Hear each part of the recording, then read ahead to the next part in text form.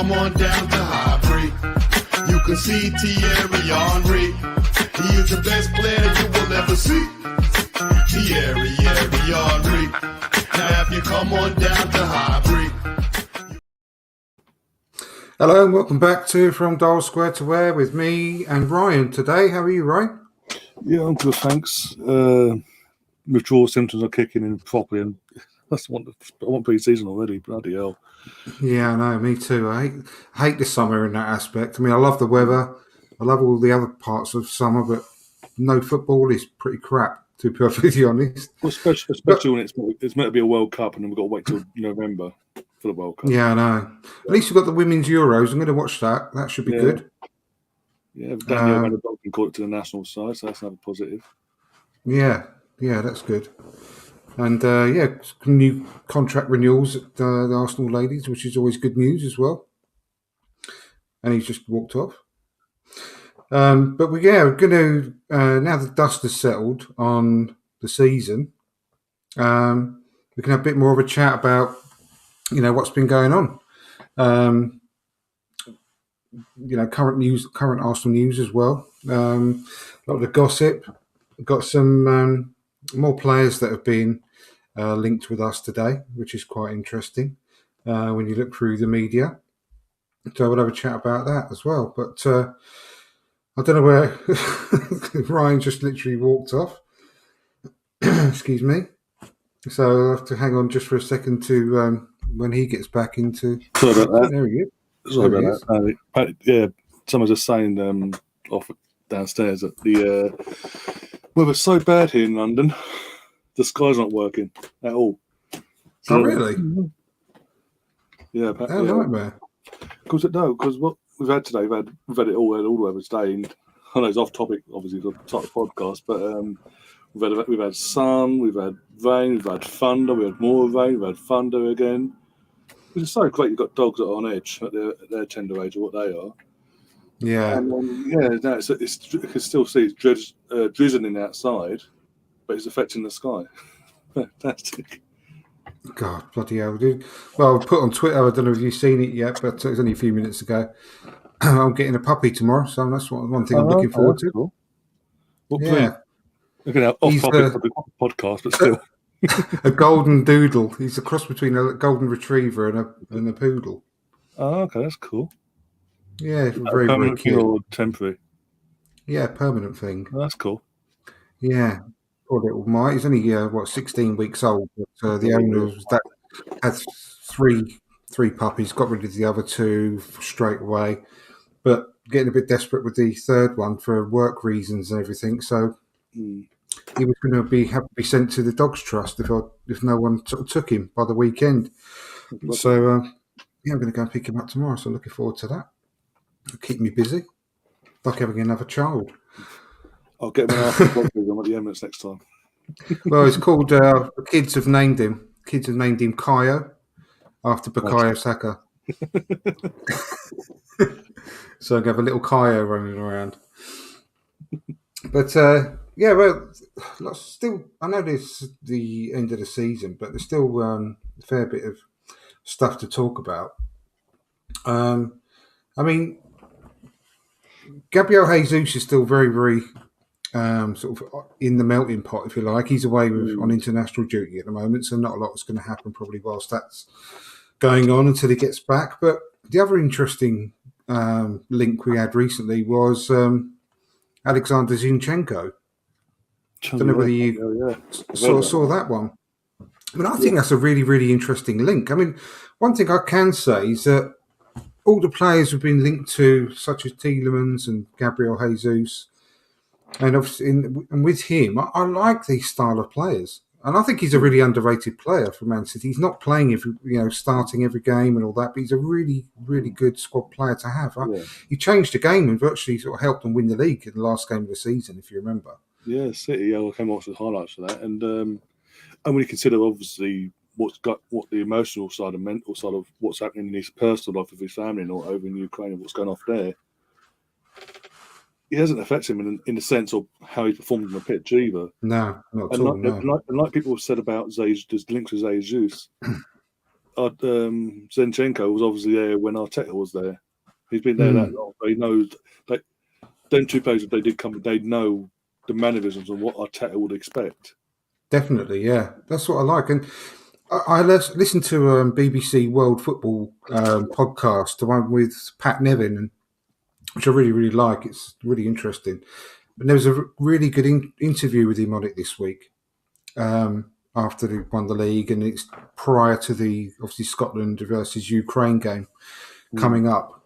And the way he spoke was really, really nice. I really liked the interview with him, talking about how he's been coping, obviously, with everything that's going on in his homeland and all that, with his football. And he comes across as such a really, really nice guy as well, and really intelligent, spoke really well. It's quite moving, actually, to be honest, the interview, as you can probably imagine with everything going on. But I'm all for it. I mean, he can fill in for Kieran Tierney. He may even sort of knock Kieran Tierney out of the team. You know, I think he's really good, but he's also really adept at playing in midfield, and he could fill that sort of left 8 role that we're looking to have. But we need a deep squad.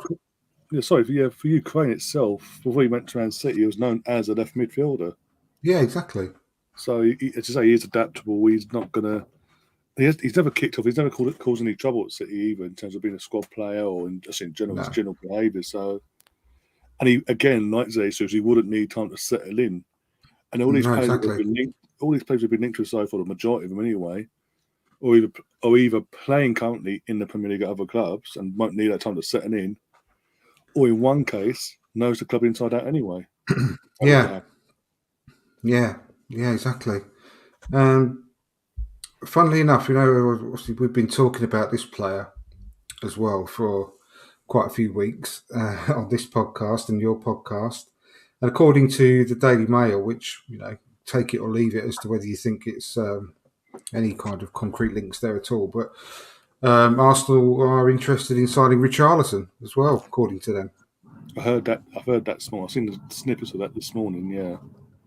So that's another interesting one. We've got our fingers on the pulses, we have, over at these two podcasts. You don't need to go anywhere else for all your transfer rumours and news and players we should be going for, because we're always one step ahead of the rest.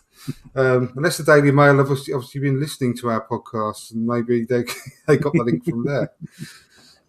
But there's a common theme with a lot of these players, and obviously not Zinchenko, but obviously with regards to Gabriel Jesus and Richarlison, they're Brazilian, and we've got a strong Brazilian connection, of course, going on down. Well, back in the late 90s, early 2000s, it was building the France squad. We were effectively known as the Premier League France squad. Now it could be known as the Premier League Brazil squad. I'd be quite happy with that, mate, to be honest, if that's the case. Playing samba football down at the Grove on the carpet.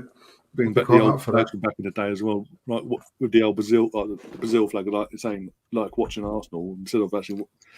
Yeah. Right, Steve. Yeah, no, exactly. I'll be up for that, mate. I'll be up for that. Change Arsenal. Arsenal.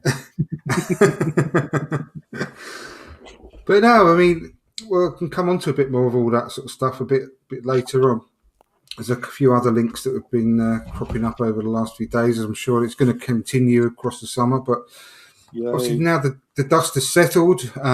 We've had a hell of a lot more time to think about things at the end of the season. I mean, how's your views changed, if at all, since the end of the season, mate? About what's happened and where we are. Again, it's still just like I said last week on my podcast.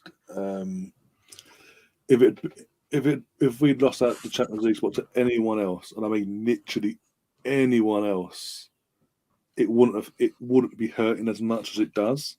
It's the fact that we came fifth, and it's them lot that pipped us to that last spot in Champions League, and they're making our lives a living hell over it and making that they've won a title. Well, they haven't. But haven't, like I said last week, let them have a little victory, because come next season, they're going to be exposed. I mean, they've signed after what was it? Before obviously Martin Yole came in and all that, there was like the team that bought like retirement home FC in North London in terms of Tottenham, because they just bought all these players over the hill and near the end of their career, basically, or injury prone. Who they signed today? A 33-year-old in Perisic. Yeah. So, and it's apparently, from what we're being told by the British media here, is that Conte wants players of that age and ilk to be in his transfer targets, but be in the squad next season.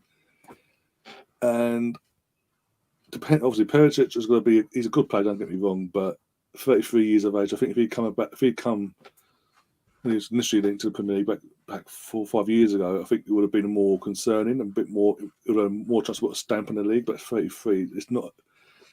This league isn't a young man's league. Exactly. Making you bow in the Premier League. Yeah, making you bow in the Premier League at 33, having never played there before. Yeah, it's going to be so tough, so tough.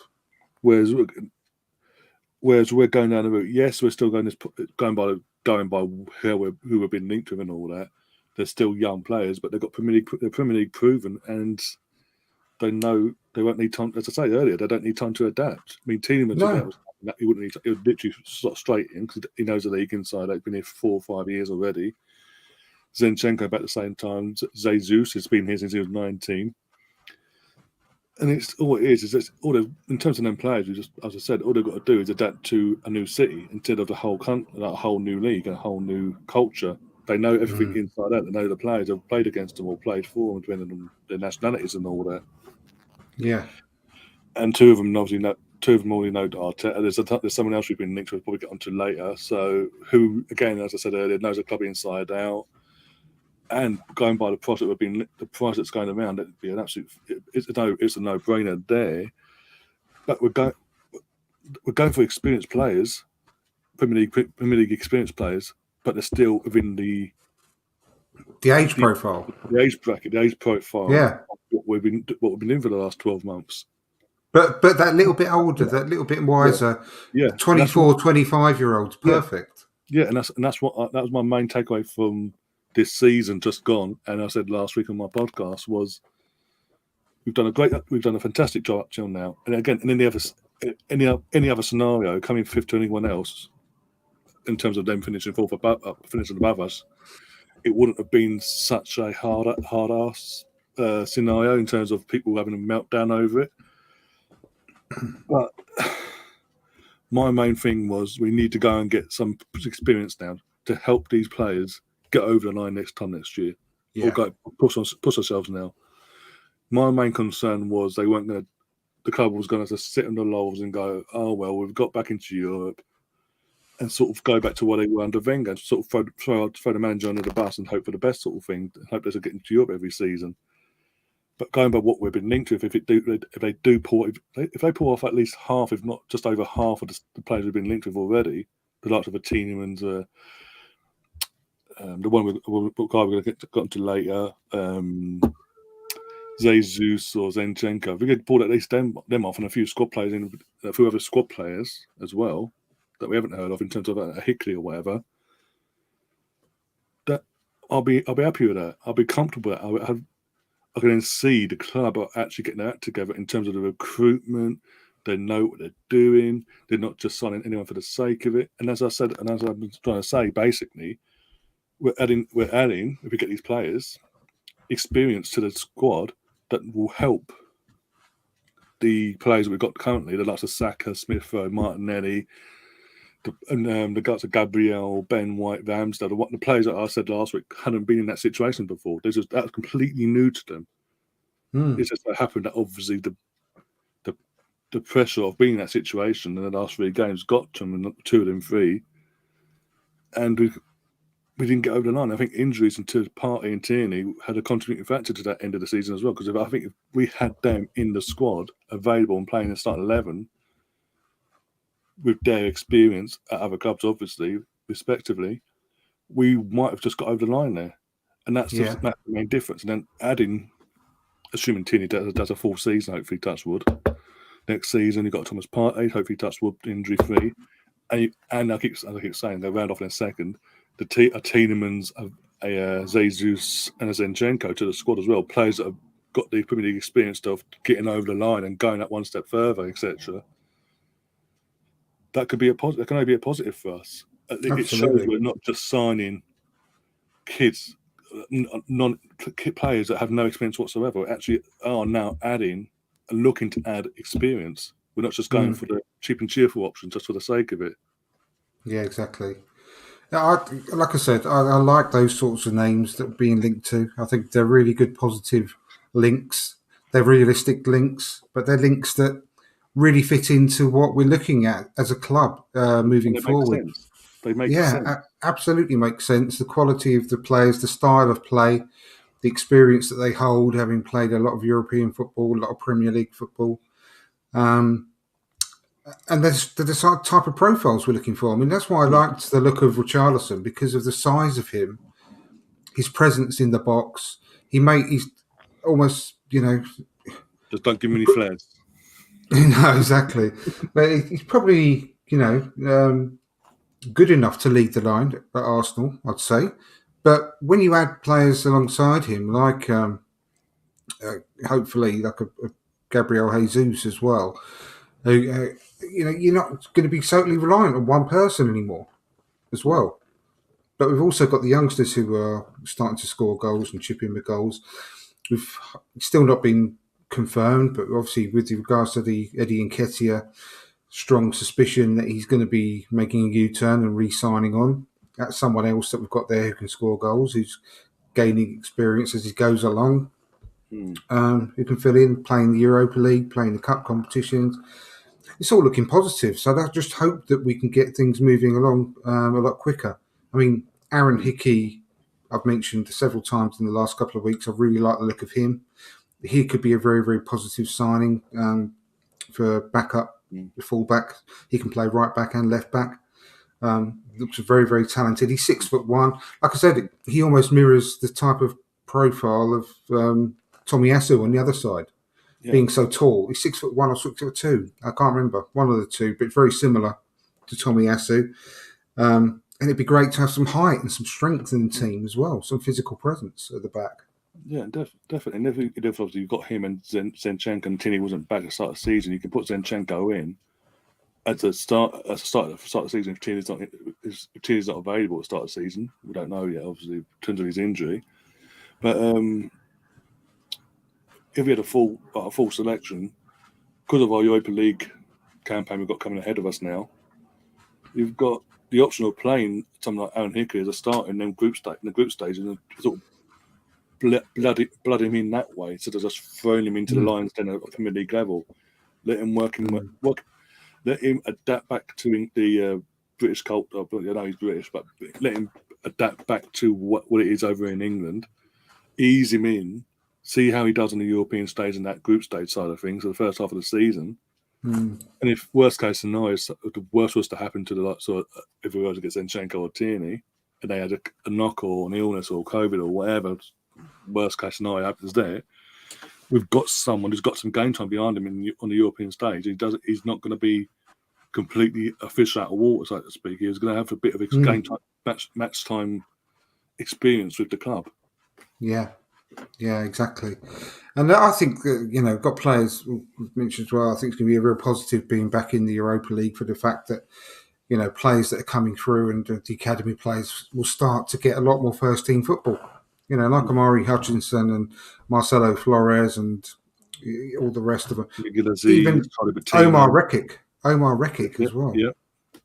He's another one that's committed his future to Arsenal recently in the press, not by means of giving an extended contract, but the way he gave an interview in the press saying Arsenal, he loves the club. We've given him everything that he needs in his career, and he's really, really happy with the way it's progressing, and he knows that he's onto a path where he can get first team football. And I think European football is something that could happen like that, depending on who we draw. But we should be in pot one, so we should get some good, easy games, hopefully, touch wood. That's been confirmed in the last few days. We are going to be at pot one. Yeah, so that's guaranteed. We're top seeds for that, so that's no problem there. I'm looking forward to it. We've mentioned is Matt Turner. We know he's coming. We've got a goalkeeper there. There's possibly going to be. He's going to be the Europa League /Cup goalkeeper. for the early rounds, obviously, until whenever, and see how he goes. Again, that's another positive, having obviously America's number one goalie as well, and obviously Gary pops in, he'll have more idea of what he's capable of. But again, you're not going to sort of bring someone from that side of the world and just go, right, boom, because we've got Ramsdale. Exactly, he can be the understudy to Ramsdale, but also sort of push him and hopefully, if he's good enough, push him to keep, so Ramsdale doesn't sort of think he's secure as well. But with the Europa League and all that, he's getting game time. He's guaranteed game time. So he'll be going into the World Cup himself with match fitness. And again, just as I say, experience of playing at the Arsenal on a European night, which I know it's not the European night we would have wanted at the end of the season, but it's something better than nothing. Well, it's something that we can genuinely win. And I'm really excited for that prospect of winning some European silverware, that possibility, because it's let's face it, it's where we are in our current situation. We're much, much more likely, and look at the winners this year and the finalists this year. We've got every chance though of doing really well in the tournament, and that is exciting to me. And that's the thing. Even when we obviously. When we fell out of the Champions League and Europa League, apart from one season when Arteta first came in, a couple of weeks into his reign at Arsenal, we've got knocked out by Olympiacos. Apart from that, we've always got to the final four of the Europa League, at least, if not the final.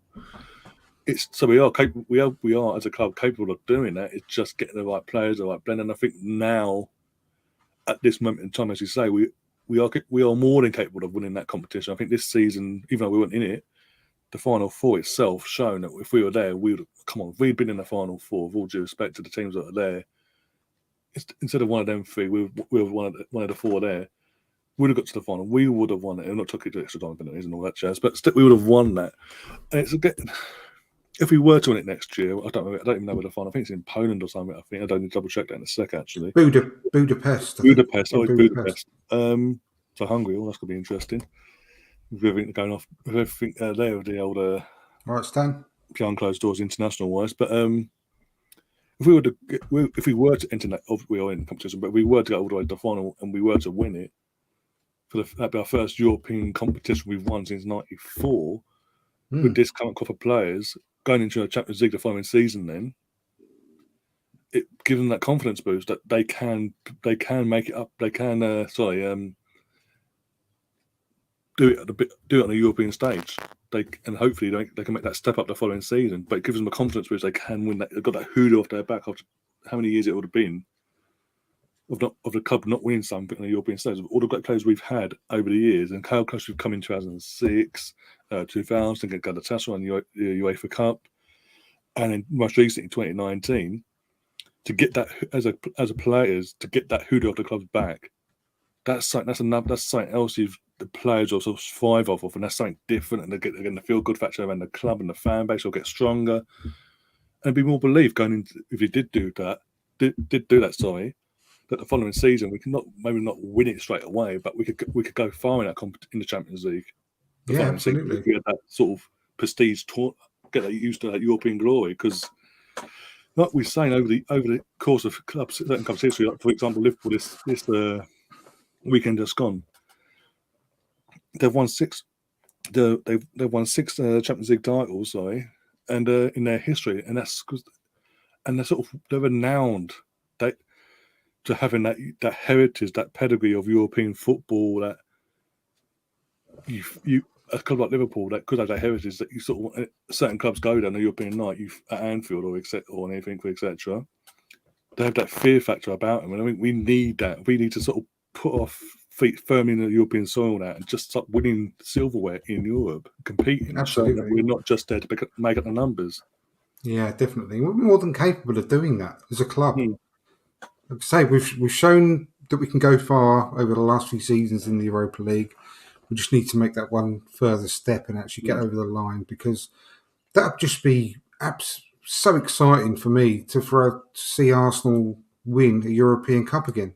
You know, it's one of the greatest nights of my Arsenal supporting life, that when Alan Smith tucked that one away and won the Cup with his cup. I just absolutely over the moon. And to do it again would be something really, really special. And let's just hope that lot down the road get knocked out, don't drop down into the Europa League, finish bottom of their group, so they're out of Europe, and we can go all the way in our competition.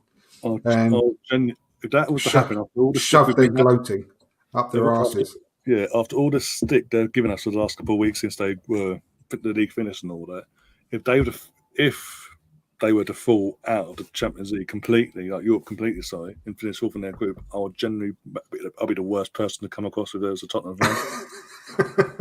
Well, they couldn't even get out of their group in the Europa Conference League, mate. So, oh fucking hell, yeah, I remember that. need I say more than that? But Perisic is a saviour. Perisic is a saviour, everyone.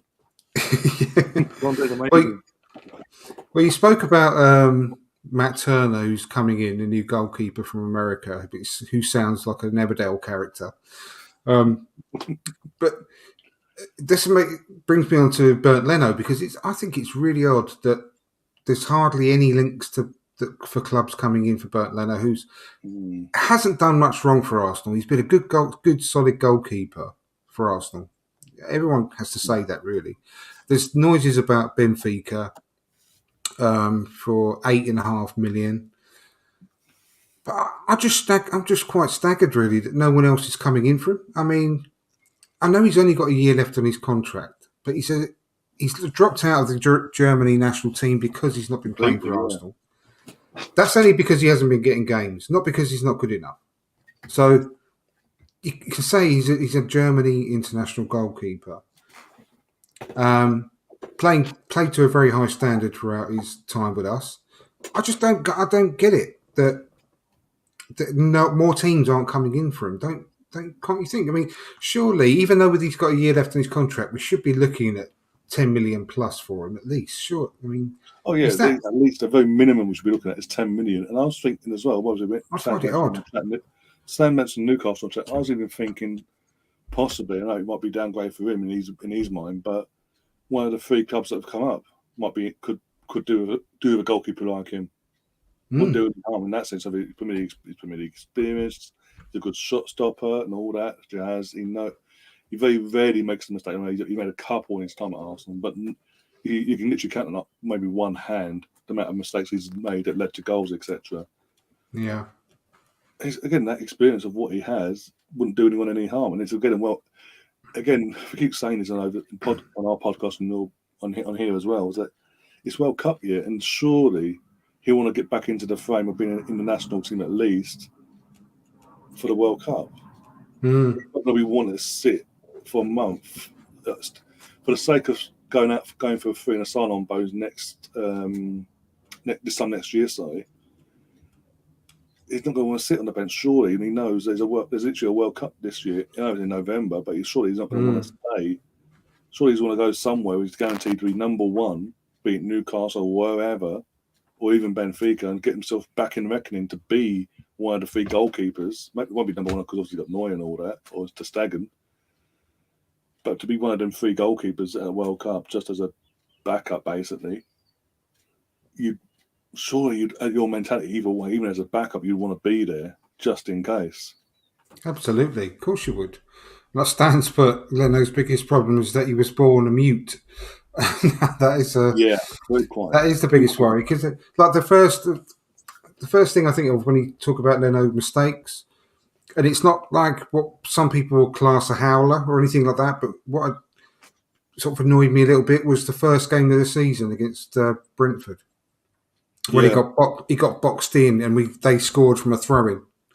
Effectively, that to me was inexcusable for a Premier League goalkeeper. But I'm not, slating him badly for that, saying he's crap and all that sort of stuff. But that was a bad mistake in my book, because that would not have happened with Ramsdale in the goal. He would have pushed his way out of there and used his physical, capabilities to push everyone out there, scream at people, and it just wouldn't have happened. And Leno just almost like he stood there and not made a noise, like Stan just said. And that annoyed me. That goal really annoyed me. Not even just he stood there. It's at the aftermath of it all happening. He just stands there, arms open. He doesn't but he doesn't bollock his defenders or not doing a good enough job in his eyes, or go to the ref and say, "Ref, I think I've been fouled. Why not? Why are VAR not looking at it?" I think you said, I think because of that, back at the time, you went to Ramsdale's first ever Arsenal game in the League Cup, and you said the major difference was his communication. Massive. I was right behind him, and right from the word go, you could see this guy has got loads of presence. He worked the crowd straight away from that very first game against West Brom, and he was just screaming and shouting and pointing and just completely directing his defence right from his debut in the League Cup. And I thought, wow, this guy's got it. And I mean, I'm pleased to say, so when you do podcasts and all this sort of stuff, you've got everything's there for everyone to see for the rest of the time. And I'm pleased to say I was always behind him right from when we were just being linked with him. I was happy, and you could back me up on that.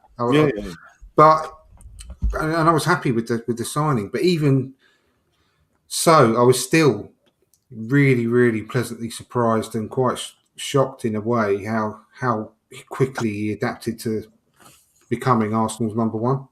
But right from that first game, though, I could see this guy's got something special, and it's something that Leno just hasn't got. And he's a great, very, very good goalkeeper, very high standard goalkeeper, but he just hasn't got that presence that fills the penalty area that in the same way that Aaron Ramsdale does in my book. But even so, going back, like I said, great goalkeeper. I just can't believe more teams haven't come in for him.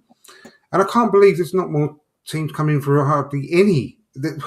Hardly any of our players ever are in the gossip columns about clubs wanting to buy them.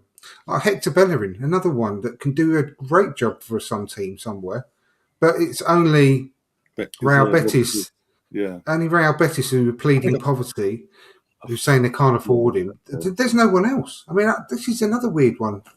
Premier League proven he's only 26, 27. You know, he didn't hit the heights after his injury for us. We know that. Yeah. But surely he could do a great job. I mean, he helped them win a cup competition, which is big. It's massive for Betis to win Copa del Rey. Probably helped them. I'm sure they get an entry into Europe for that as well. I think so. I think it's the equivalent of an FA Cup winner or League Cup winner over here. Yeah, it is. It's the FA Cup. FA Cup. Exactly what I'm saying. The entry requirements for the competition. If you don't finish in the European spots, but you win an FA Cup or League Cup, you're put into the Europa League and all that. So I assume that's the case. Yeah. I don't know where they finished in the league actually. The Betis. I don't know where they finished in the league. No, I haven't actually looked, but they've had a decent season. For a club like that, their main priority really would probably be to get into Europe, wouldn't it? Yeah. So, and they've won a cup along the way. So they're pleading poverty. Of course, any club in that situation going to do it. I mean, what was it? Fiorentina after all season, they were, we're going to go ahead and go for the option to buy Lucas Telea. So then they're pleading poverty as well in terms of that. And then we're just like, okay, we'll have him back then. And anyone else comes in, matching that price set or more, that's where we're going to go. It's up to you, basically. I think we had, because obviously with years gone to recent years and all that, where we've been a bit soft in terms of the negotiation side of things. Obviously, we had Ospina. We let him go for like pennies. I think about $1 million or $2 million, wasn't it? Yeah. Yeah, it's something ridiculous. And you compare to how much we spent on him. The only decent price we got for a player was a Iwobi. He was an academy player, so anything would have been decent. We got 40 mil for him. Willock as well. Joe Willock, 25 mil actually. But so apart from them two players there, anyone we've actually brought in, but it didn't work out, we wanted to get rid of. We've either brought their contracts out and made them to piss off basically, or let them go for peanuts. And I think that reputation irks around Europe. Basically, they all see that, and I think we're still like that. And hopefully, we're not like that. Hopefully, for once this summer, that's another thing we need to sort of prove to the rest of Europe is that no, not anymore. We sort of showed it last year with Granit Xhaka. With Roma, Granit Xhaka. We sort of showed. Yeah, I was happy about that. If you remember Yeah. at the time, I said I'm glad that we've turned it down because it's derisory. Yeah, and basically, my point is, I hope we actually stand our ground this summer as well, and don't just make it a one-off thing. Like last summer was a one-off thing. Actually, continue with that. No matter if the players are part of the plans or not for Arteta, we want to get the price that we want, not what someone else thinks is deemed worthy. We need to sort of, as I say, grow that backbone, and hopefully, as I say, last year wasn't a one-off. I know. Well, I was listening to the Arscast today or yesterday, I can't remember, and they were going through this, but what they predict the incomings and outgoings will be, how much we'll get, and some of the prices they're giving for players like Bellerin, like Ainsley Maitland-Niles, like Torreira, like Leno, was just embarrassing, really. And but the thing is, we have got that reputation over the last few years of doing that, of just caving in and giving in to other players' demands and the club's demands. So no, we won't budge unless we give him for this money, and we'll just say, oh, all right then. And I don't want us to be like that anymore. But at the end of the day, we're going to have the big problem. We're all talking about all the players we're going to buy in the summer and the shiny new toys we're going to have to play with next season on the pitch. But just as big a job is getting all these players out that we've got out on loan. We've got Pablo Mari, like the other players I've already mentioned, Ainsley and the others, Bellerin and Torreira, Leno. Getting these players out of the club, it's a harsh way of putting it. Getting them out of the club, but you know what I mean. We've got to create that space in the squad to bring these new players in, even though we're quite short at the moment. But they're not going to be needed at the club, are they? Their time has been and gone. So that's going to be a big thing for us this summer, and I just hope that we can come up with the goods and bring some money in at long last for these players, because we might not want them in our team anymore, but it doesn't mean they're shit. The players like Bellerin, like I said, and Leno and Torreira, they're not crap. We should be able to get some money back for them. I just really hope that that's the case. Again, with Lucas Torreira, it was, as you say, it wasn't because he was crap at Arsenal, because he started off the first half of his career at Arsenal, it was loved within the fan base. As in, week in, week out, you got performance out of him. He was an absolute pit bull. He literally chased everything down in the midfield, do all the donkey work for a player of his height as well and all that.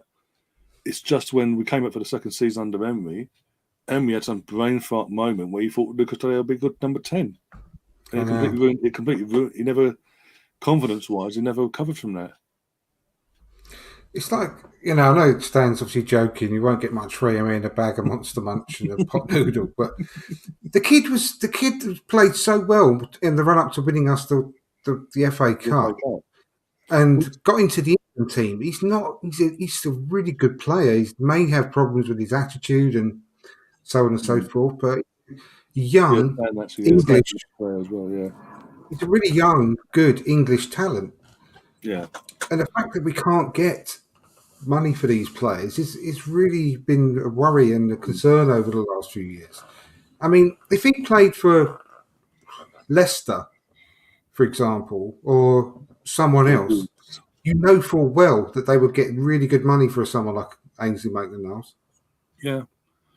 I think we said it last week when you was in a live stream for the Conference League final.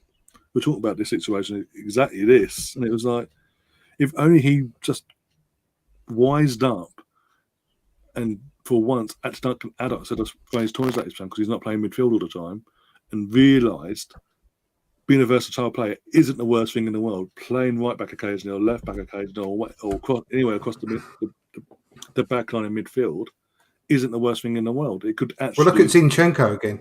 Yeah. Exactly. Exactly.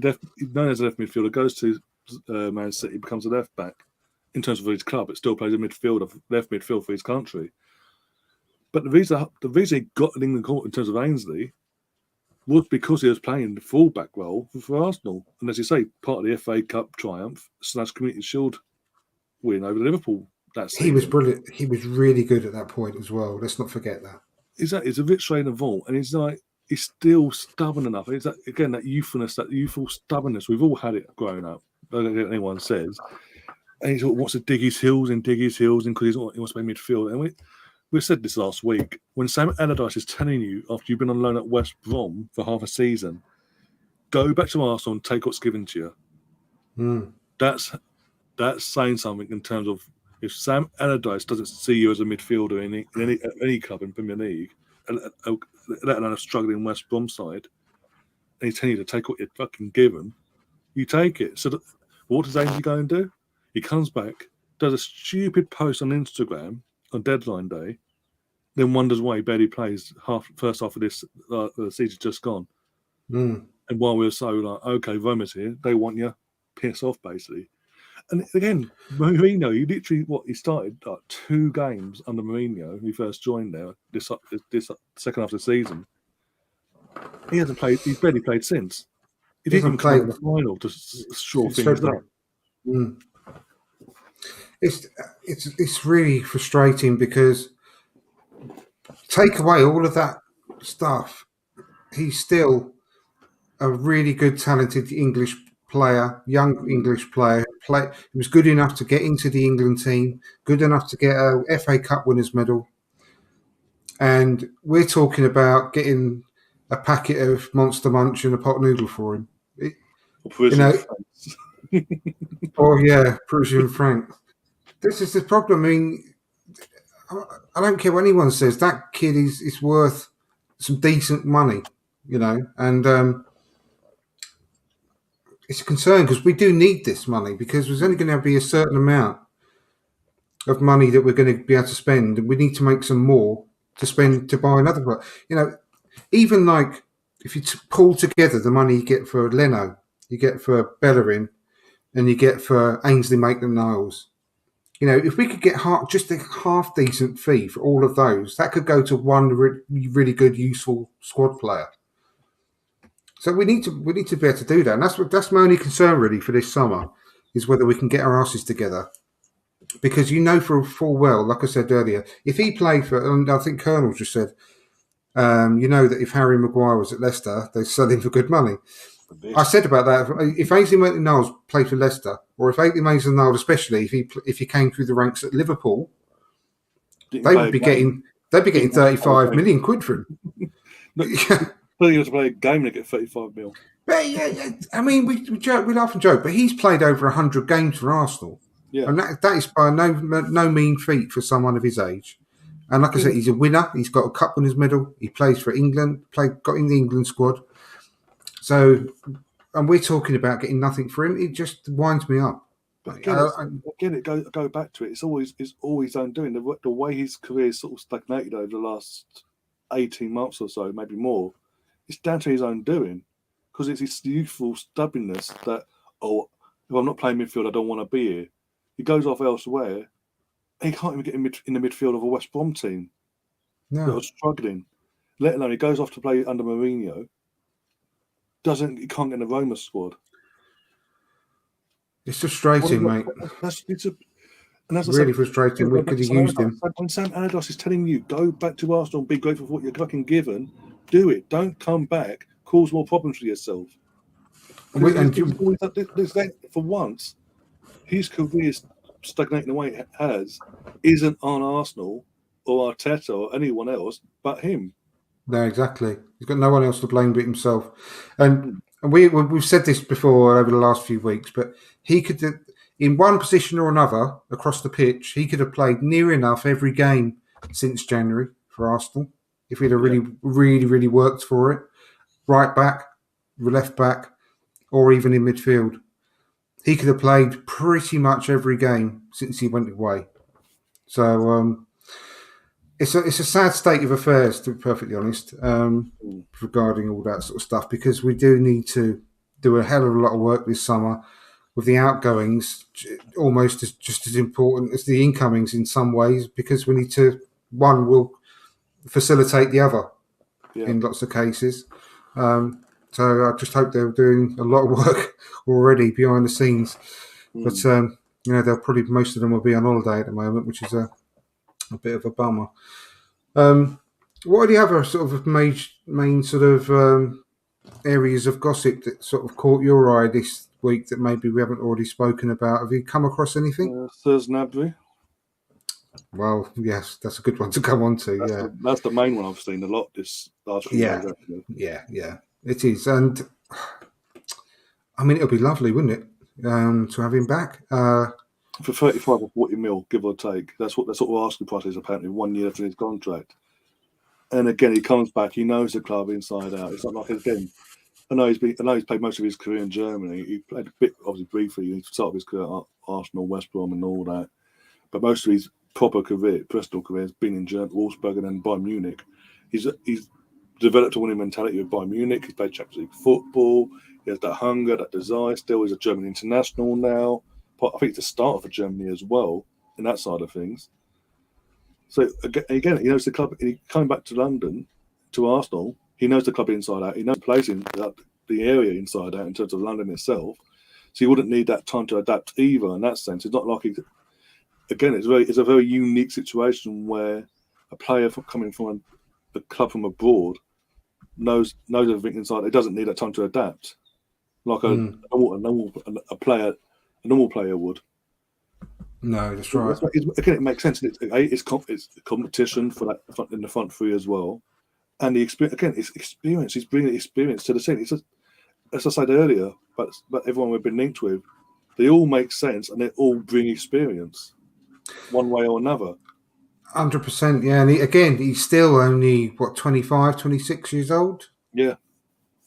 And I mean, the main problem is that his best position is obviously where Saka plays. That's the only slight thing, but you would not stop yourselves from bringing him in because of that situation.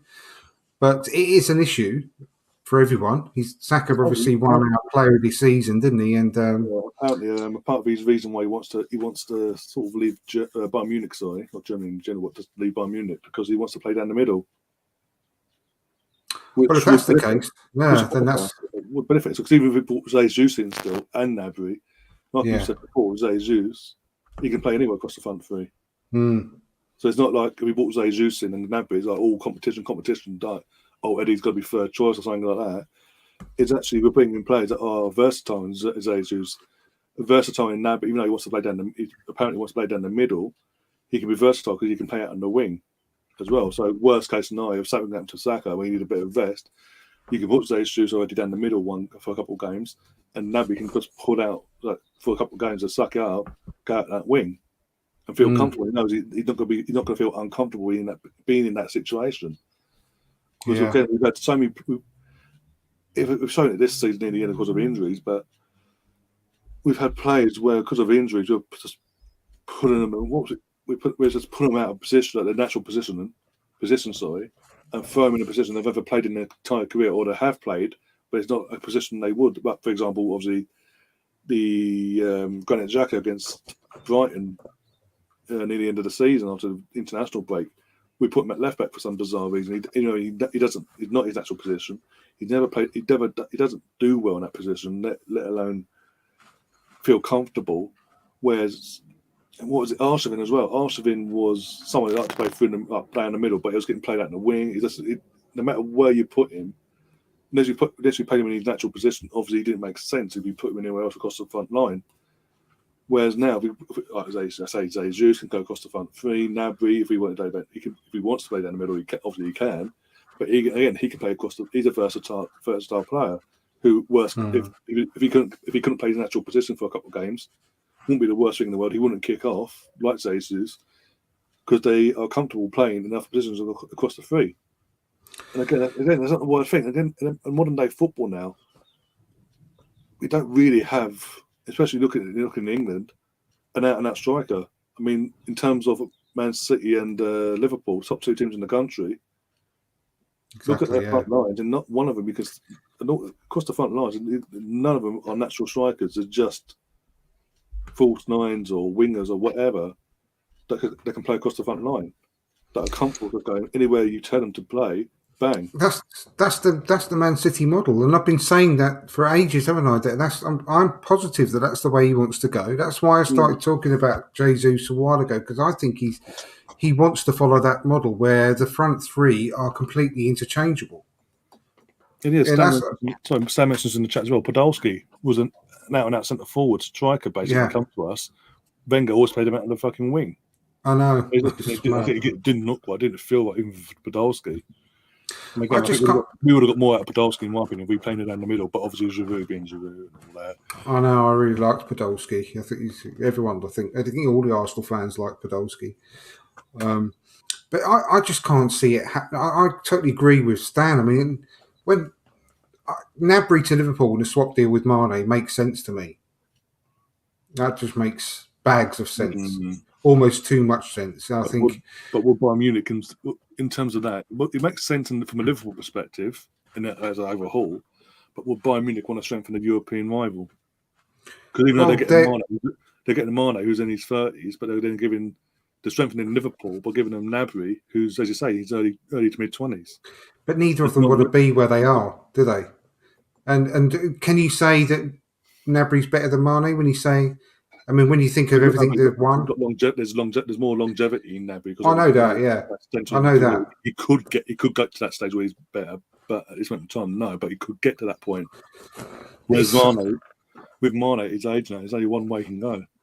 You know, I don't think it'll be a straight swap with no cash. I think, in my opinion, it'll be like they'll give him Mane and I don't know, 10, 20 million quid or whatever it is on top to get Gnabry, but neither of them want to be where they are, do they? I think they both want to leave. They both rejected the contracts. They've only got 1 year left, and they won't want to let them go for nothing. But it just makes sense for both parties. But it sounds positive. Sorry, rephrase that. It doesn't sound positive for us when someone like that comes on the market, and there's going to be a hell of a lot more players, clubs coming for that player. I mean. It could come down to as well if this is a serious thing, and not just paper talk, and we were actually serious in him. It could come down to him just deciding if he wants to come back and prove a point and prove not just obviously Arsene wrong and letting him go when he did, but stick it to Tony Pulis and have a career at Arsenal that he wanted in the first place. Do you know what that is? Or is it all about money, and he just wants to play at Liverpool? Well, this is what Stan's put. Stan's put that Gnabry's leaving Bayern over money, and if that's the case, then it's going to be difficult. But it is an exciting link. How far it will go, I don't know. But the link that I absolutely loathe and despise, and I want to stay away from, is what Colonel's put there about Morata. He's the last player I would want. I mean, they were talking about him in January. I think it's just a very easy link because we need a striker. Morata's been at about 15 clubs in the last 2 seasons, trying to find a home. Spanish, I'll take a Spanish. Why not? Exactly. Yeah, I just think it's one of those. I mean, if it ever came to sort of reality, I'd be really disappointed. I have to admit. I mean, he was crap at Chelsea, wouldn't he? He couldn't hit a barn door with a banjo. I was saying this the other day. I think we were discussing it.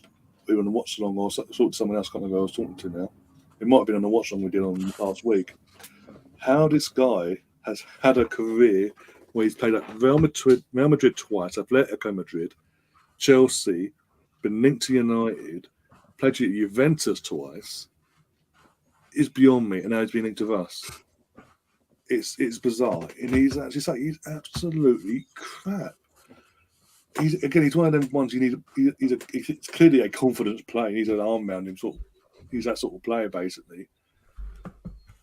And Arteta's shown he's not that. Again, with certain players, he's not that sort of person in terms of that side of things. He likes his players to have an own sort of self-belief, basically. And again, but when he came to Chelsea, he had a decent start. So we say first 6 games, and he fell off a cliff. Once he's fully settled in, he was crap. His physicality in the Premier League. You do be very physical, as I said before, especially as a lone striker and all that. He hasn't got that. Yeah, he's got a bit of aerial play about him, but he hasn't got the strength to hold up play against a style that obviously Mikel likes to have with these strikers. That they like to come in, get the ball, hold up the play, bring the other players into play, and all that. Morata doesn't do that. He doesn't. This is the one link that doesn't make no sense. Not just because he's bullshit. He's absolutely crap. With all due respect, and sorry to the audio listeners for saying this, but it just doesn't. The player doesn't fit the system. He may be exactly. he may be a young striker. Again, how this guy's? I know Spain haven't got many options for strikers, but again, how is he Spain's number one striker? I don't know, because again, watching the Euros last year was painful with him. Because nothing different. There's no versatility. He doesn't pick things up. He doesn't grow as a player. He's just every year you could say, "Oh yeah, it doesn't matter performance." You wouldn't know that's any different from any other year. But yeah, he doesn't come in to blink up the play. Yeah, he's got a bit of good area play every now and then. But his goal scoring record is poor as well. You may as well go and get Isaac from fucking Real Sociedad. It's funny what Colonel's put. So if we were on about proving a point, we should knock Jesus on the head and get Akpom back. Yeah, Jesus Christ. I know, and isn't Morata used to launder dirty money? Yeah, that's pretty sad. Sounds about right. And it's very rare for footballers to choose sentiment over money these days. No more Alan Shearer's out there, so Stan. And that's exactly. That's why what I was on about who's signed for City. Yeah. That would have been a nice sentimental move, not because he's got links directly to Arsenal, but it would have been a good move, in terms of a challenge, that type of thing, and a good fit. Yeah. But it doesn't work like that anymore. And Stan's put Morata would help fill our handsome quota, and that's about it. It's a matter of our new Giroud, is he? Yeah, exactly. But he's 29 now, and he's not going to get any better. He's only going to get worse, and that's a scary thought. Morata getting even worse than he is now. That's what I'm saying. But that's what goes up to my point of basically saying, you see him at performance, you wouldn't think it's any different to a performance when he was at Chelsea or Real Madrid the first time, or the second time, or Juventus. It's the exact same thing you're seeing constantly. He doesn't develop as a player. He hasn't grown. He hasn't got better with age. It's bizarre. And again, I keep saying it is bizarre how this player has played for some of the top clubs in Europe, and how was it when failed at them all. Pretty much. Them all. But it was also before he went to Chelsea. It was heavily linked with Man United. Hence, he dyed his hair red. So when it come the Community Shield, when he was playing for Chelsea, his hair was red because he thought he was going to United. But again, how is he linked to Man United? Because Man United, for all due respect of all the crap that's going on at the moment, are still a big club like us. And again, he's been linked with us. It's absolutely bizarre how this is even possible. I just think like I said, I honestly think it's just an easy fill for a media column for someone to write, because we need a striker. He's available. He's been shopped around to every club in Europe who's got any kind of money or status. And it's just an easy way for a journalist to fill their quota for the day. That's what I think. I honestly think that's the case. But yeah, I tried to get my flipping tickets yesterday for the Seville game, the Emirates Cup, and it just would not. I just kept getting errors. I was on there for 2 hours. Because I wanted to do it the other day. The online, for some reason, the online system, the actual website was having a fucking issue. It was like, no, even I got a renewed my membership and all that jazz. And my membership falls within the bracket. No, your membership doesn't come into quota yet. It's like, okay, so I phoned up in the end. It's like within 2 minutes it was done. Yeah, so I'm going to have to do that. I think there's an issue with the system of obviously because they're doing the renewals for these memberships, but obviously the points for last season, so they don't wait until midnight tonight. So I think there's a nose up there somewhere in the system to just in the morning. I'd say in the morning, give them a call. And just say once you get through, within 2-3 minutes of getting through, it'll be sorted. They'll sort it for you there and then. Yeah, exactly. That's what I'm going to have to do. But the reason I sort of brought that up is really, I just hope that all of our business is done by then, because it's a Yeah. brilliant place, that Emirates Cup, to watch the first appearances of our new players in their new kit. Well, especially the pink will be in the pink kit as well, won't it? Unless it clashes with their Sevilla kit, I don't know. Yeah, hopefully we'll play in our home kit at home. Then. Hopefully, Yeah, hopefully. But Arsenal, like modelling an FC and all that. Some of their kits. I mean, what does it do? There's a question about the away kit. Is it going to be gold shorts? No, it's all the whole away kit is going to be all black shirt, black shorts, black socks, and all that. But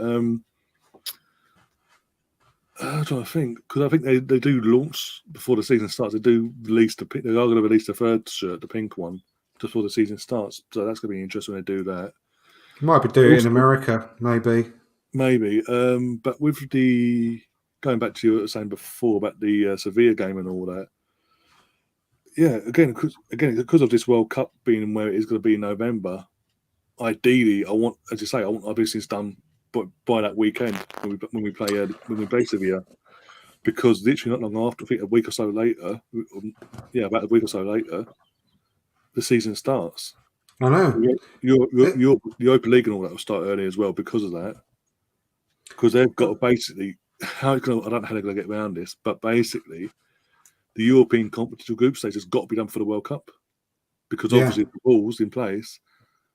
And obviously, coming back from the World Cup is on Boxing Day. There's no way round of doing half of it now and then half of it after the World Cup, because you'd have literally under a week to get it all done and dusted.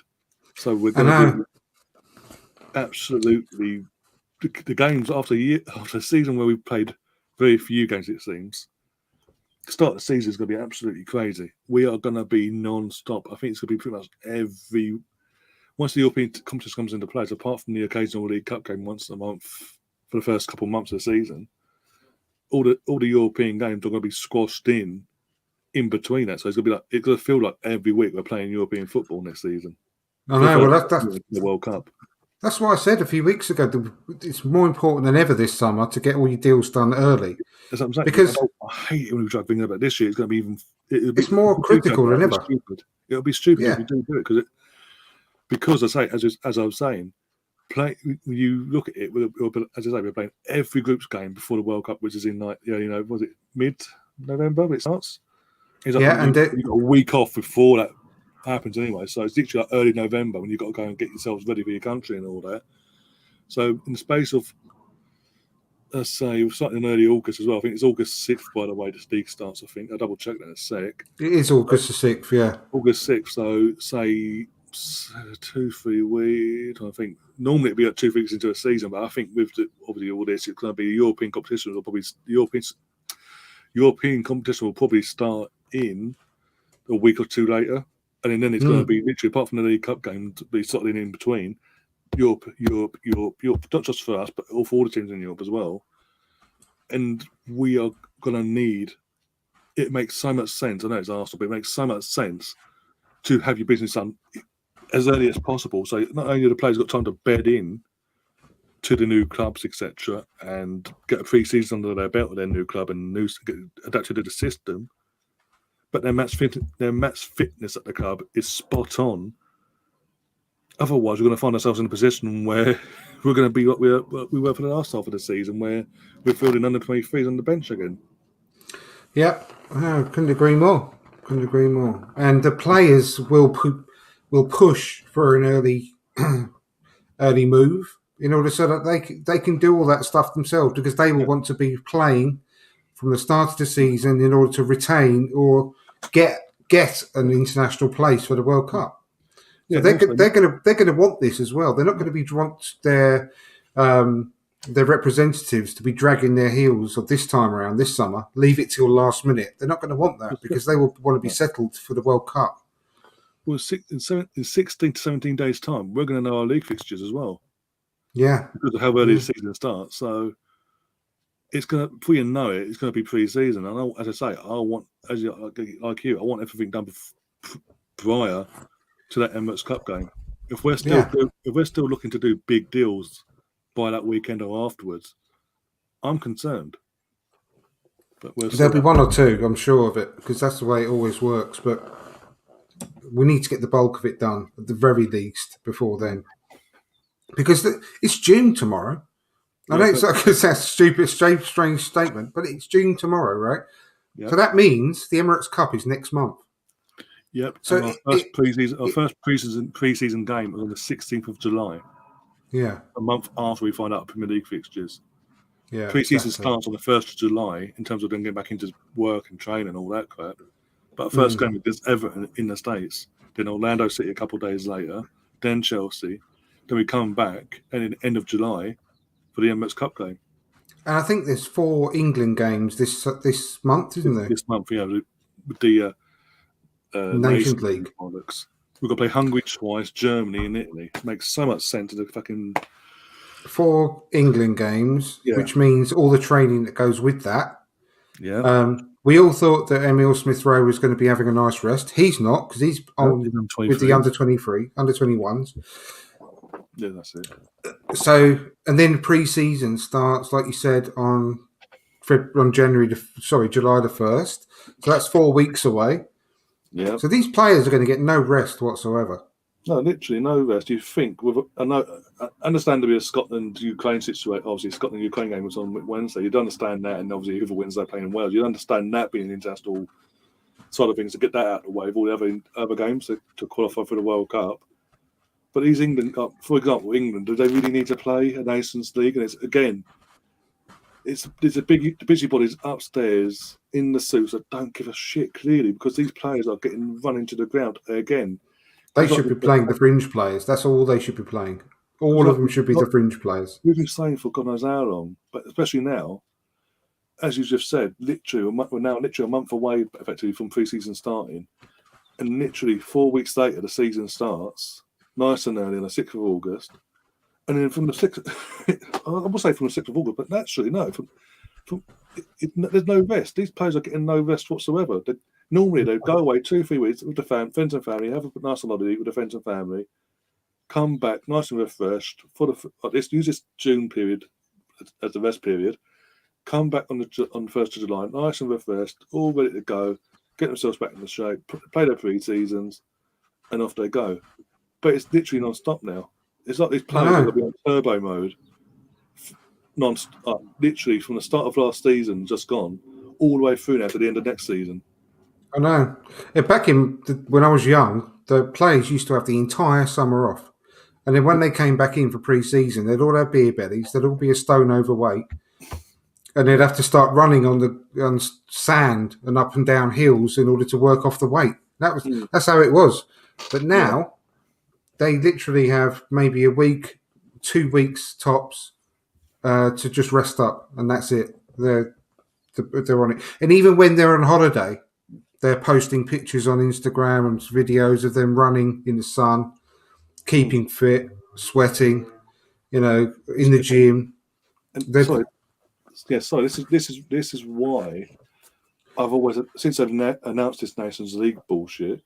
Sorry for swearing, by the way, but since I've announced it, I've never been for it because it was that before COVID. Taking the COVID situation to a side, this is always going to happen. Starting these games in the summer where there's meant to be World Cup, just so there's international football for people for a month. Is it really worth it? When you know, that come July 1st, they might get a week or so, like week and a half off if they're lucky, depending on how many games they play. So they might spend a week and a half with their loved ones, and then literally from the 1st of July, they're going to be non-stop in terms of pre-season starts, and then the season starts on the 6th of August. Then it comes to a stop for a week for allowing all the players around the world to get ready for the World Cup, that have qualified for the World Cup. They've got a month and a half of that. They're a week off, and then literally a week respite again. Boxing Day, it all gets going again, and then it's consistent all the way till June. Yeah, the World Cup final is on the 18th, isn't it? The 18th of December, and then the Premier League starts again on the Boxing Day. So, I mean, I'm quite happy for the England to have these games coming up, right? But we need to play. But they should treat them like a club treats the Carabao Cup or the early stages of the Europa League and play their fringe players to give them an opportunity to try and work their way into the World Cup squad for the winter. They shouldn't be using the players they know everything about at this point. That makes too much sense, Andrew, though. The Southgate we're talking about. I mean, it'd be great, though, wouldn't it? To see players you don't normally see. Yeah. And give them an opportunity. You don't need to start seeing all the regular Jordan Henderson and Harry Kane and all that sort of stuff. And you know all about those players. They're not going to surprise you anymore. What they need to do is give the other players a chance. That's actually, play Harry Kane. Hope he gets an injury so he's out for the rest of the season. Yeah, I couldn't give a shit about Harry Kane. Yeah, but you get my drift though. You don't need. You're not going to find anything out about all those players that play all the time. Know what they're capable of. It should be ideally, as you say. Well, I don't know why there's under 21 football being played. Is there a tournament this summer? The under 21s are playing. Yeah, I think they're qualifying for the Euros or something like that. That is a qualification campaign. Yeah, it's qualifiers again. I mean, couldn't they again with the under 21s? Couldn't they just do the qualification whilst the World Cups? Because obviously the league's coming to a halt in November, so surely they could play the international qualifiers at under 21 level during that period. Because then everyone's away from their clubs anyway. They're not playing in club football. No. So then, obviously, as you say, now we could, as you say, Bloods, not just Tryon Smith, an Eddie, or Tomori and all that, or the guy at Crystal Palace that's just broke into the England squad. Test and try them ones out. Exactly. Yeah. Sam Johnston as a goalkeeper, or Henderson as a goalkeeper. Test them out because it's a World Cup year around the corner. See who's ready to make the step up or not. I'd be perfect, and I'd be quite up for that because at least we'll have some football to watch during the downtime. But I just think it just makes no sense at all to play all these players that have had a really busy season with their clubs. There's loads of players that have hardly played any games for their clubs or just they're on the fringes. You can give players that have come up through the England youth ranks and give them some games to see how they get on. It all makes a lot of sense to me, but yeah. I mean, it's something when the news came out yesterday. Sorry to interrupt. When the news came out yesterday to announce that Ben White pulled out the England squad, I was actually relieved. So me too. Summer now, it now in that period we talked about, we just spoke about, where normally had that vest, to have that vest. Maybe come back in pre-season fully fit. Exactly, that Stan's put that, and hi to Russ as well. By the way, he's just come into the chat, and Stan's very happy that Ben White withdrew himself from England duty. He's got his priorities in order, and he's making sure he doesn't lose his place to Big Bill Saliba. and Stan's agreed with me about what they used to do back in the day, and when go away for the whole summer, players and running around wrapped in bin bags to sweat off the bacon butties. Used to see that all the time. It was really funny. Those were the days. Yeah, fuck the what we get nowadays. The old actual willy bins filled with ice water. No. Got a bin bag. Run around. I love those. Dead heat as well. Yeah, definitely. Those pictures of where they were in them. In a wheelie bin full of water, that makes me laugh. But holding up a bottle of beer at the same time. What else was I going to talk about? Yeah, I mean, talking about Saliba, actually. Interesting, Arteta's comments. I know they were a few days ago now, but it was since we last podcasted, saying that he's very, very much in his plans. He had to go away next season, but he is definitely coming back. And I mean, I think all Arsenal fans would be really happy to hear those words actually come out of his mouth. They're always sidestepped, all those types of comments. Just with the basic answers saying, Saliba's contracted to Arsenal, blah, blah, blah. But to say that he's definitely coming back and he's definitely going to be part of the plans is a big boost, isn't it? Oh, it's a massive boost, and I loved it at the time that he sort of when the last game of the season came around and all that. he didn't get asked any questions about Steve, obviously, but he didn't. If he had, he wouldn't answer them. He let the media just go and spout a load of rubbish, basically, and mistranslate certain quotes that Steve was saying about his time at Marseille coming to an end and all that. He allowed it a few days, and he went, okay, he's staying put. And the reason why we actually let him go is because of X, Y, and Z. And that being because if he stayed at Arsenal this season just gone, he would not have gained the match time experience that he would have got at Marseille, in terms of league, not just domestically league football week in, week out, but European football as well on a week-to-week basis. He wouldn't have got that. Exactly. He openly said he would not have got ahead of Ben White or Gabriel at all. So he's gone out and said that, no, and then saying now he's got that experience, he's now got a chance of getting ahead of one of them, pushing them now. And that's what, again, why are we as a club not allowed to competition for places? Exactly. Makes all the sense in the world. And he could be hungry. He's a young, he's what, 22, isn't he? 22, 23, give or take? No, he's 20. 20 now. He's 20. Oh, yeah. It just seems how long we've had him. It just seems like he's older now. See, that's the good thing. He's still an under 21 player, which means that he doesn't take a squad place. Yeah, and but he's got to be either way. He's with that as a bonus, but he's young, he's hungry, he wants to prove a point now. He wants to prove that he's good enough to play at Premier League level. It's all well and good doing it with obviously League One, but he's also, whilst he's been doing that, he's been called up to the national team. He's not, as a Frenchman, in that World Cup year, he's not going to want to lose that spot. It's a massive fact that players of that age would love to play at the World Cup. He's had a big season. Couldn't have gone any better, really, could it? I mean, literally could not have gone any better unless they won the league. But that's a stretch. But he's the young player of the year. Like Stan's mentioned it as well. Young player of the year, breaking into the French squad, gaining Champions League qualification. With Marseille, and he played more minutes than anyone else. So it's been a fantastic season for him. And when he had that mic shoved under his gob just after Marseille qualified for the Champions League, he was speaking to French TV, to the Marseille fans who were watching that game. What's he supposed to say? Well, I can't wait. Literally sweat coming off him after the game. I can't wait to go back to Arsenal. Yeah. And prove my play and win my place back and show them what I can do. What's he supposed to say that, is he, to the Marseille fans and the French TV companies that just broadcast that game? Thanks for impressing me and all that and giving him a game time, but I don't want to be here now, piss off. Exactly.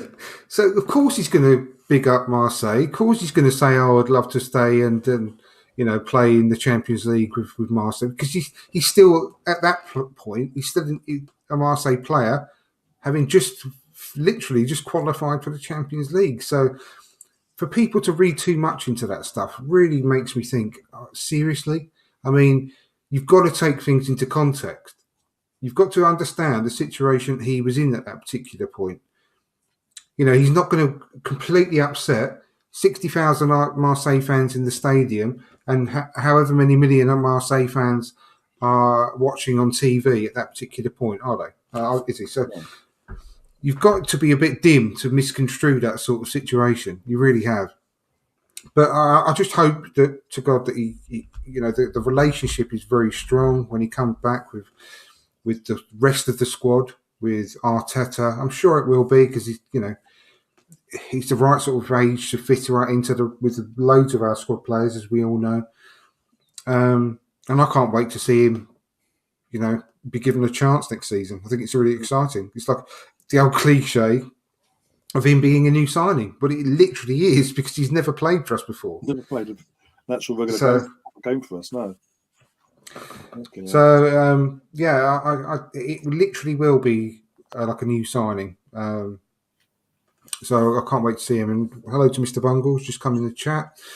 I don't know what's cooking yet, Mr. Bungle. I haven't had my tea, so I'll let you know as soon as I've decided what I'm going to have after. There in the chat as well. Yes, yeah, I said hello to Claire, so that's great. And Saliba now counts as a homegrown player. That's right, because at least one thing we did right when he signed was immediately register him, even though he was going out on loan. We still registered him as our player early doors, so that he would count as homegrown at some point. Was reading this morning that Marseille are going to make an official bid for Saliba. Well, they can do what they like, can't they? I mean, they've got their ban. They've got their ban in place. The ban is still technically in place. So until that gets upheld, they can't really do nothing. They can make offers. No, because they're putting an appeal to CAS. And that means that the ban has now been stopped until the appeal has been heard, and it's not going to be heard until after this summer's transfer window. You know what we're doing a deal. You can keep Matteo Guendouzi, leave our Williams Saliba alone. He's ours. They already announced Matteo Guendouzi, didn't they? Technically, about 3 months ago. But he fulfilled the contract obligation and all that, so they had to sort of choose there and then sort of thing. They decided, why not? I think Guendouzi never had a future at the club anyway after whatever happened with him and Arteta and all that off the pitch. Yeah. But until again, he's a young level. We talked about Reece Nelson before. I'm not Reece Ainsley actually about his young youthfulness, the young head on his shoulders. Hopefully these loan spells, since obviously he signed first and all that, where was he going to Saint Etienne, or was it Saint Etienne, Nice, and now Marseille? Hopefully, especially this season, it's allowed him to grow as not just as a player on the pitch, but as a person off the pitch, and he's actually realised the whole reason behind, especially this previous loan spell, was to give him that chance to come back this season and have experience of playing first team football at a high level in a European league that he's comfortable, he's known with as well, on a week-to-week basis, and play European football on a week-to-week basis, because we couldn't even offer him that this season as well. Hence, part of the reason why we had to let him go. Because if we'd had European football this season just gone, there's more chance of him staying, because we would have been able to bleed him in the European games and see how he went with that. But obviously, he's had even better deal in one sense, because he's gone off and, as I say, played week in, week out for Marseille. Player of the month, pretty much most of the month throughout the season. Young player of the year for second year in a row, and he's in the season, the league and team of the year. But he's along with all that. But the main thing is he's gained match day experience on a week to week basis. He knows now what it is to play week in, week out at the highest level, not just on the domestic side of things, but on a European stage as well. Yeah, exactly. So he's got to now realise that was the whole reason behind this, to go, you know what, I can come back now and provide genuine competition to Gabriel and Ben White for their spot. Yeah. One of those spots, and basically go, I'm not here to be a squad player, I'm here to take your fucking spot. So and he can play right back if needed as well. Same as Ben White, he can also cover at right back. He's an absolute unit. He's another one that's around 6 foot something, isn't he? He's like 6'1", 6'2", and he's absolutely. Yeah. He's always been built a brick house as well. He probably still hasn't finished growing yet at 20. He can still carry on growing until the early 20s, can't you? So he's got another year left. Yeah. But he's always been built like a brick house as well. So that's something else we can add if he was to come back and get his head down and say, I'm not here to be a squad player, I'm here to take your place. Whoever spot he takes, he's adding strength, so much strength in our defence then. It is unbelievable in terms of physically, in terms of not being bullied off the ball.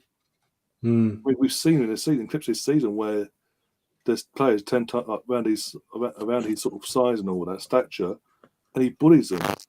His upper body strength is absolutely of another level, and again in Premier League that's not a bad thing, because there's going to be teams like we've seen Forest obviously come up, Bournemouth and Fulham, especially Fulham with Mitrovic having that physicality about him.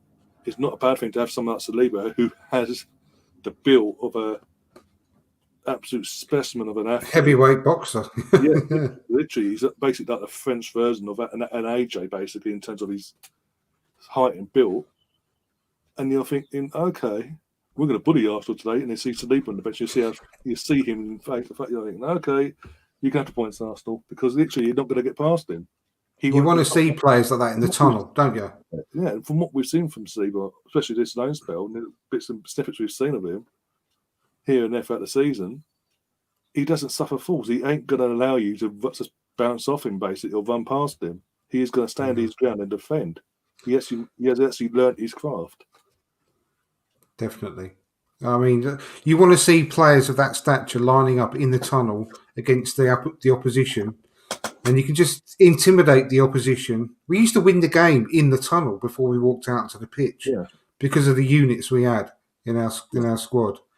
And that would be nice to get back to something like that in the future as well.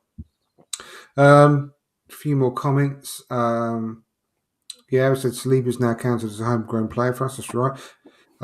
Any quizzes coming up over the summer? We'll go on to that in a minute, Colonel, when we sort of finish up.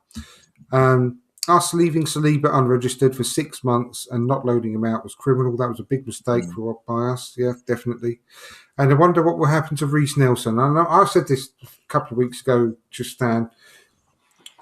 I think us qualifying for the Europa League has done him and a lot of other young players that are coming through a big bonus, because I would like to see him, if we sell Pepe, which is another one we haven't mentioned, but we all know what's going to happen really with Pepe. Don't need to cover that again, really. But I'd like to see him take his place in the squad, especially with the Europa League group games. He would be perfect for that, in my opinion. Give him, maybe, even if we give him up until January to play in those Europa League group games and any other games that come up, like the Carabao Cup and maybe some Premier League games and the odd 30 minutes here and there, to prove himself. And if he doesn't prove himself, then fine. Do something in January. But I would really like to see him given another opportunity, because, like I said before, and when Will was on here from the Away from Haaland podcast, if you haven't seen that episode, give it a watch. It's really, really good. I've got a lot of time for Will. He does his job really well. And he's had a really good second half of the season on loan at Feyenoord. And I think he deserves another opportunity because he's grown up a hell of a lot in this last year whilst he's been on loan. Learned a lot of life lessons. He had a really good interview with Art de Roche of The Athletic, saying how he's changed his diet, how he's changed his mentality, his training routine. He's bulked up a hell of a lot. He's quicker, he's more direct, he's much more decisive in the box. So I'd like to see him given the opportunity to take Pepe's place in the squad and see how it goes, personally. But we'll have to wait and see. But he will have to sign a new contract. He's only got 1 year left.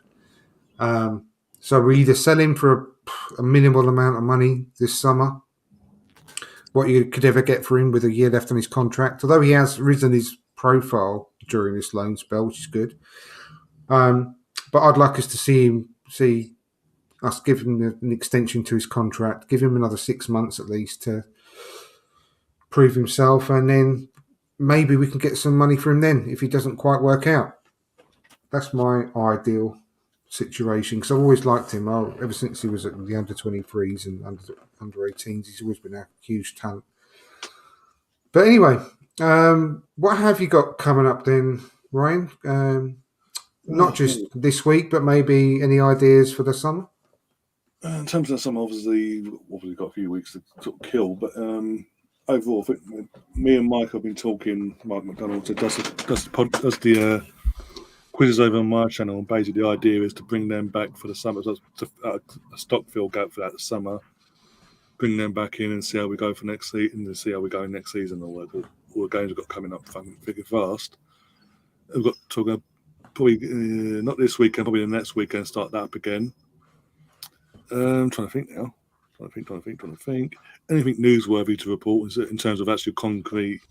It's done and dusted. In terms of transfers, I'll do bits on that and things like that. On the 16th of June, 9 o'clock, or be just before 9 o'clock, go live, but we'll be doing a live reaction to the new fixtures coming out. over on the channel as well. So it's literally first hand when we get Nottingham Forest to play off finalists, to play off winners again for the third year in a row, away from home on a Friday night under the lights. What can go wrong and all that jazz again. All jokes aside, but literally we're doing that to get a Guaranteed. I've pretty much submitted to saying it's going to happen in terms of Forest away and Forest away Friday night under the lights. Their first game back in 23 years. Give them Arsenal. Let's have Jamie Carragher laugh at us again, apparently, because that's what they want. So do that as I'm going to say. Do it with live reactions to that. The Euros, I'll probably just watch it myself instead of driving you guys mad of watching them and all that. I'll just watch it myself and just anything newsworthy there. I'll be obviously do live streams on that. In terms of what sort of Arsenal player watch and all that. Trying to think, and then literally July comes along and it's pre-season, and then literally cover all the games about pre-season. Apart from the Sevilla game, because I'm going to be there, so I'm going to have to find someone to cover that for me on that day. And then come the season itself, do Premier League build up with previews, predictions, shirt reviews, because of the home and away kits and all that. I think we're going to come top of the list on all of them because obviously our kits are elite compared to others. And just as much as I can, basically, and every now and then I do some stock fitting. Trying to think that's stock fitting slots, basically, where I just do random gaming, basically, like either FIFA or whatever. Just basically just kill a few hours if I've got nothing to do. Come online, just chew the fat. If anything. If there's anything to talk about in terms of not just Arsenal, but in terms of the news and all that, just to basically have a laugh and ignore the idiots that are running this country. Cool. Yeah, I want to start bringing back some Mesut Island discs over the summer as well, and wherever possible, and the quizzes that I've been doing as well. So just keep posted, and if you ever want to come on and do a Mesut Island disc, with me, drop me a DM on Twitter and let me know, and we can get something arranged. Also, as we were talking about earlier, obviously privately off, but me and Andrew are going to do a weekly show as well. One week on each channel on here, and the following week will be on my channel as well. Basically, just be sort of a Q&A, chewing the fat, not just talk about all things Arsenal, but we can talk about anything basically. Again, questions of the questions itself within reason, obviously. Not too much, not giving away too much information about our personal lives, but it's obviously Q&A, but obviously anything newsworthy to talk about as well that we think sort of put the world. It's much more of a show whereby we can answer questions in the chat most of the time. Discussing doesn't have to be about Arsenal; could be about anything, like Ryan said. So, so just look out for that one. Thank you. Got a couple of nice comments about Mesut Island discs. That's be a good one. Look forward to doing those again because it's a good show. I really enjoyed doing those. There's some great guests on there in the past. And next Tuesday, I've got a good guest coming on as well, which is Adrian Clark, I'm pleased to say. So please keep an eye out for that and join us in the chat next Tuesday, 7:30. And we can have a chat with Adrian about his thoughts about the season just gone and the season coming up, which will be a nice one. Always great to have Adrian on the channel. So we'll leave it there. Thank you everyone in the chat. It's been great this evening. Some lovely comments, and it's been really good to read them coming through. And thanks to you, Ryan, as well. Please give us a like before you go and drop out. That'd be really, really helpful. Share the channel with your friends. Listen to us on Spotify and Apple Podcasts and give us a 5-star review. And of course, if you haven't done so already, just drop us a subscribe. But apart from that, we'll look forward to seeing you all next week. Thanks again, Ryan, and thanks again to you all. Take care and goodbye.